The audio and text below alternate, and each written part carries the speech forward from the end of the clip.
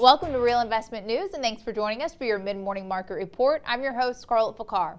Right now, the Dow is down 215 points. Overall, the markets are pretty weak right now. S&P 500 down 23, NASDAQ down 87. Gold looking good, up 370 to 1287.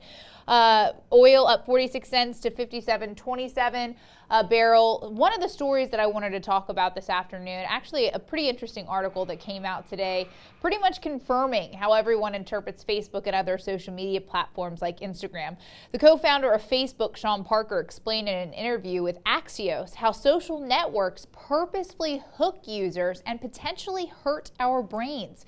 The article referenced how we see the number of shares and likes as validation and self-importance.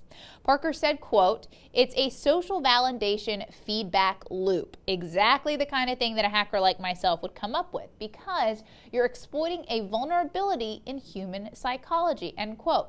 Okay, so I personally find this really interesting, having worked in the local news industry myself for 5 years.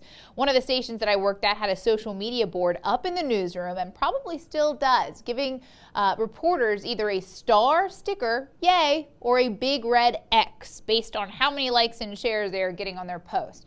Naturally, the women fare slightly better than the men, as your occasional selfie is all it takes to boost your scores on that board. Validating, also degrading, and in some cases humiliating for those who never got a star. Sorry, Matthew, great report, man. But did you see Sarah's post at the petting zoo?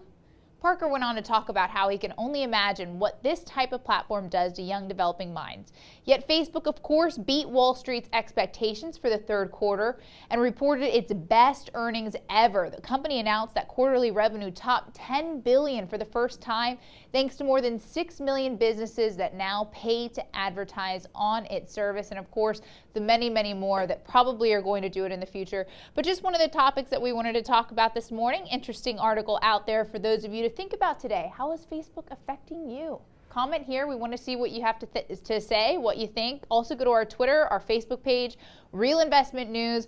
We've got our website coming up, some exciting news that we're going to share with you shortly. Right now, I'm Scarlett Fakar. We'll see you guys later this afternoon.